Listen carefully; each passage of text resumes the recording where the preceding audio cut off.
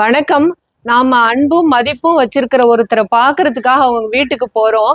அவங்களோட பேசணும்னு ஆசைப்படுறோம். ஆனா அவங்க அதற்கெல்லாம் இடம் கொடுக்காம ஏதாவது ஒரு பொருளை கொடுத்து நம்மள பார்க்காமலே அனுப்புனாங்கன்னா நம்ம மனசு எப்படி இருக்கும்? அதை பத்தி நீங்க கீழே கமெண்ட்ல சொல்லுங்க.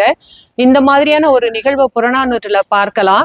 பெருஞ்சித்திரனாருங்கிற புலவர் அதியமானை பார்த்து பாடுவதற்காக போறாரு.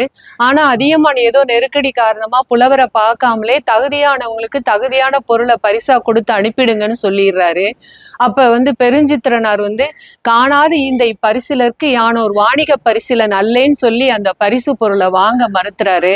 நான் பாட்டை கொடுத்து வணிகம் செய்யறதுக்காக வரல அப்படின்னு சொல்லி மறுக்கிறாரு. இங்க புலவரோட நெஞ்சுரத்துக்கு பெருஞ்சித்திரனார் ஒரு உதாரணமா இருக்கிறாருங்கிறத பார்க்க முடியுது. இது மாதிரியான ஒரு ஆங்கில சிறுகதையை பத்தி இன்னொரு காணொலியில பார்க்கலாம். அது என்னன்னு நீங்க கமெண்ட்ல சொல்லுங்க. நன்றி, மகிழ்ச்சி.